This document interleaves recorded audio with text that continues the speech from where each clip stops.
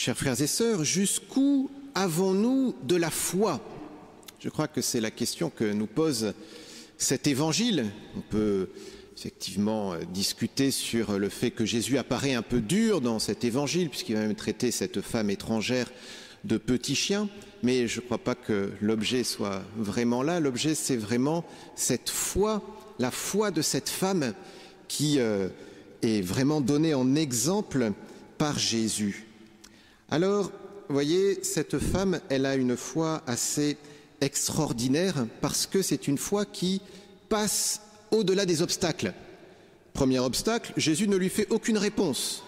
Deuxième obstacle, il y a même les apôtres qui la rabrouent. Puis ensuite, un refus poli de Jésus. Je n'ai été envoyé qu'aux brebis perdues d'Israël. Voilà, très bien ta demande, mais cela ne me concerne pas. Et puis à la fin, même un refus qu'on pourrait qualifier d'un peu méprisant, puisque Jésus lui dit que ce n'est pas bien ce qu'elle fait, ce n'est pas bien qu'elle prenne le pain des enfants, elle qui est un petit chien. Jésus nous donne cette femme étrangère, cette femme païenne en exemple, on pourrait dire, pour que nous ayons honte de notre propre foi. Elle qui est étrangère, païenne, qui ne connaît pas grand-chose au vrai Dieu, elle a une foi qui dépasse de beaucoup, sans doute, notre foi à nous. Nous prétendons être chrétiens, mais quelle est notre foi, en particulier lorsqu'il y a des difficultés? Vous voyez, cette femme, elle a traversé des difficultés, elle a tenu ferme dans la foi. Nous, souvent, quand il y a des difficultés, peut-être même que nous arrêtons de prier. Hein, voilà, un peu comme s'il fallait punir Dieu pour qu'il nous écoute. Alors, essayons de nous mettre un peu à l'école de cette Cananéenne pour grandir dans la foi. Il y a un premier niveau de foi qui est de passer de la connaissance extérieure, Dieu existe, à une rencontre avec lui. Cela me concerne. Et un premier niveau de foi, vous voyez, c'est déjà de se croire concerné par l'existence de Dieu et par les promesses de Dieu. Vous voyez, cette femme, elle aurait pu considérer qu'elle n'était pas concernée par Jésus. Parce que Jésus est juif, il se présente comme le Messie juif, et à l'époque, voilà, le Messie juif, c'est pour les juifs, point. Et les étrangers, voilà, ils ont leur paganisme, ils finiront tous en enfer, et puis tant pis pour eux. Vous voyez, c'était un peu comme ça que les choses étaient pensées. Et elle croit que, Jésus, sa parole, sa prédication la concerne aussi elle. Ce n'est pas quelque chose de théorique, mais que ça la concerne dans sa vie. Elle pouvait s'appuyer sur différents textes. On a eu en première lecture ce texte d'Isaïe, où Isaïe prophétisait de la part du Seigneur « Ma maison s'appellera maison de prière pour tous les peuples », c'est-à-dire aussi les peuples païens. Mais cela restait énigmatique, évidemment, pour beaucoup. Mais elle a cru et elle s'est appuyée sur les paroles de Jésus et sur les actes de Jésus qui ne faisaient de différence entre personnes. Vous voyez, nous aussi, nous avons à faire ce passage de « Oui, Jésus, c'est quelqu'un de très bien, il nous dit des choses formidables, mais est-ce que Jésus me concerne dans ma vie? Est-ce que je crois que Jésus peut agir dans ma famille, dans mon travail, dans mes problèmes financiers peut-être, dans mes vacances, qu'il a un rôle à jouer dans mes vacances et dans tous mes soucis, dans toutes mes joies du quotidien? Est-ce que je crois que Jésus, il est sauveur pour ma vie? Pas sauveur en général, oui, il nous a ouvert le ciel, mais pour ma vie. Est-ce que le message de Jésus concerne ma vie 1 heure par semaine, la messe du dimanche, ou est-ce que son message concerne le concret de ma vie de chaque instant? Vous voyez, je crois que ça c'est un peu ce premier niveau de foi que la femme syrophénicienne, cette cananéenne, nous apprend. Se sentir déjà concerné par la bonne nouvelle de Jésus dans mon quotidien. Deuxième niveau, c'est celui de la persévérance. Celui, on pourrait dire, vraiment de la foi. Il ne suffit pas de croire aux vérités du credo, il faut persévérer dans la foi. Vous voyez, ici, Jésus ne se contente pas d'accueillir la demande de cette femme. Il y a d'autres passages où il suffit qu'on dise à Jésus « Fils de David, aie pitié de moi » pour que le miracle advienne. là, on peut dire qu'il met à l'épreuve cette femme. Non pas que Dieu ait envie de la faire souffrir, mais je crois que c'est un exemple pour nous, parce que nous savons bien qu'il ne suffit pas que nous disions une prière pour que tout dans notre vie soit transformé. Nous savons que nous avons besoin de persévérer dans notre prière, nous avons besoin de persévérer dans notre foi. Et vous voyez, c'est là où elle traverse tous les obstacles. Le premier obstacle du silence apparent de Jésus, le deuxième obstacle des moqueries des gens qui sont autour. Ah ben tu pries, mais tu vois, ça sert à rien.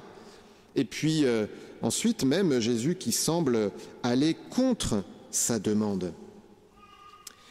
Vous voyez, nous, quand nous prions, nous avons, je pense, souvent une fausse image de Dieu. Nous faisons une image de Dieu, d'un Dieu qui est comme un distributeur automatique. Il faut que je mette un chapelet dans la machine et donc j'ai mon café, c'est-à-dire la grâce que j'ai demandée. Mais ça, vous voyez, c'est une vision très païenne de Dieu. Si Dieu s'est fait homme, c'est pour entrer en relation avec nous. Et une relation, c'est donc pas juste présenter des demandes à Dieu, mais c'est parler à Dieu comme on parle avec un ami, et donc passer du temps dans la prière. Encore une fois, pas juste pour demander, mais juste être bien avec lui, pour méditer sa parole, l'écouter, lui dire merci, pour le louer, pour lui demander pardon également. Et voyez, cette relation, du coup, fait que si Jésus, c'est notre ami, nous voulons aussi l'aider, nous voulons prendre part à sa mission. Vous voyez, c'est plus juste Dieu pour moi, c'est moi pour Dieu. Et ça, d'ailleurs, c'est vrai dans chaque croissance dans l'amour. L'amour qui est juste l'autre me fait du bien, voilà, c'est assez limité. L'amour, c'est aussi moi qui fais du bien à l'autre. Nous avons du bien à faire à Dieu en coopérant à son action. Et donc là, eh bien, si nous coopérons à l'action de Dieu et que l'action salvifique du Seigneur passe par la croix, eh bien, nous avons aussi à passer par la croix pour être féconds, pour coopérer à l'œuvre de Dieu. Et c'est là précisément que la foi intervient. Vous voyez, parce que la foi, nous dit saint Jean de la Croix, elle a deux caractéristiques. La foi, elle est certaine, parce que Dieu ne peut ni se tromper ni nous tromper. Dieu n'est pas menteur. Et donc, quand nous croyons en Dieu, nous nous appuyons sur ce qu'il y a de plus solide dans le monde. Il n'y a pas de parole plus ferme, plus solide que la parole de Dieu. Donc, il faut se rappeler cela. Nous ne nous appuyons pas dans le vide, nous appuyons sur, au contraire, ce qu'il y a de plus solide dans le monde. Mais la foi est aussi obscure. Tout simplement parce que Dieu, il est infiniment plus grand que nous. On ne le touche pas. Dieu nous dépasse. Et cette foi obscure, eh bien, c'est pas parce qu'elle est obscure, vous voyez, que la réalité n'est pas là. Vous voyez, si je vais à la sacristie, vous ne me voyez plus, ce n'est pas pour autant que j'ai cessé d'exister. Donc, c'est pas parce qu'on ne voit plus Dieu, qu'on ne sent plus Dieu, que Dieu a cessé d'exister, que Dieu a cessé de prendre soin de moi. C'est important de distinguer un sentiment qui pourrait être éventuellement signe de la présence de la présence de Dieu elle-même. Et donc, vous voyez, cette foi, elle est appelée à grandir, et en fait, on ne peut vraiment appeler foi que quelque chose qui concerne de l'obscurité. Vous voyez, vous me voyez, je ne suis pas un objet de foi pour vous. Voilà. Quand on sent Dieu, quand on a l'impression que Dieu s'occupe de moi dans chaque instant de ma vie, c'est pas de la foi, c'est du constat.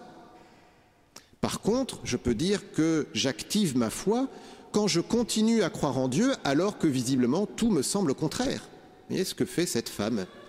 Tout lui semble contraire, même Jésus semble contraire. Évidemment, Jésus n'est pas contraire à elle dans son cœur, mais vous voyez, et elle continue à tenir bon. Voilà, vous voyez, donc ce qui fait que c'est précisément dans ces périodes peut-être un peu difficiles que notre foi grandit, que notre foi s'exerce. Si nous abandonnons dès que nous avons une difficulté, nous ne vivons pas dans la foi. Nous ne sommes pas vraiment chrétiens. C'est précisément dans ces difficultés qu'il s'agit de tenir bon Pour le dire autrement, ce n'est pas en abandonnant Dieu que les choses iront mieux. Voilà, au contraire, c'est en nous appuyant sur lui que nous lui permettons d'agir. Et vient alors le troisième niveau. Vous voyez, c'est une foi qui est devenue ferme, une foi qui est devenue solide et une foi du coup qui est devenue humble. Vous voyez, cette femme, elle accepte que Jésus lui donne le nom de petit chien. Et elle a même un peu d'humour, elle joue avec cela. Oui, mais les petits chiens, ils profitent des miettes qui sont sous la table. Et cette femme, elle est entrée dans une profonde humilité. Nous ne comprenons pas tout. Et encore moins dans le domaine spirituel. Voilà, comment ça se fait que certaines prières soient exaucées, que d'autres ne le soient pas? Comment ça se fait qu'il y ait telle ou telle souffrance? Il y a ce mystère du mal. Nous savons que ce n'est pas Dieu qui veut le mal. Nous savons qu'il y a cet adversaire, le démon, qui, lui, n'est là que pour voler, égorger et faire périr, comme dit Jésus.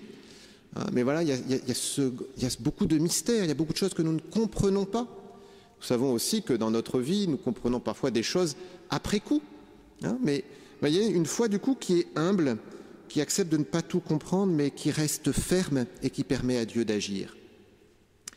Quand j'étais au séminaire, j'étais avec un autre séminariste, et ce qui avait fait que ce séminariste s'était posé la question de la vocation et que finalement il est maintenant prêtre, c'était le témoignage de sa maman.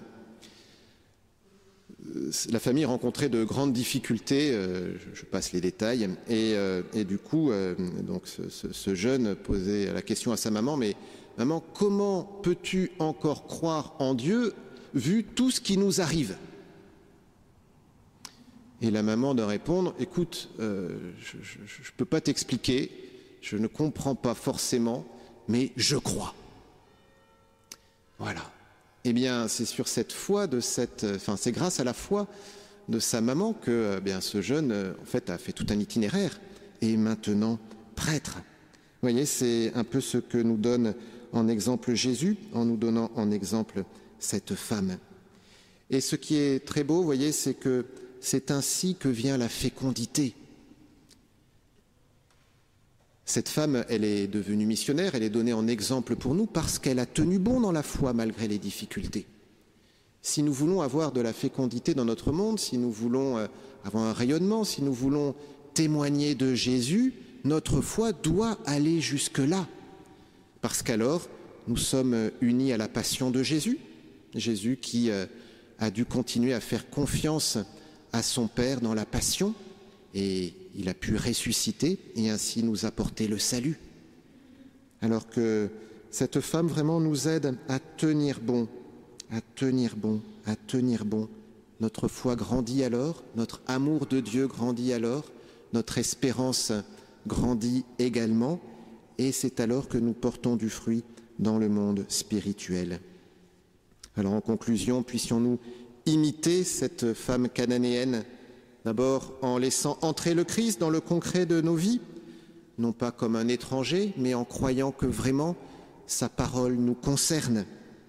Ensuite, sachons persévérer dans la foi, même et surtout dans les obscurités, les sécheresses, car c'est alors qu'elle grandit. Et enfin, sachons nous unir au Christ dans l'humilité. Alors comme lui, notre vie sera féconde et nous pourrons faire pleuvoir les grâces sur beaucoup d'âmes qui ont tant besoin de découvrir la miséricorde du Christ. Amen.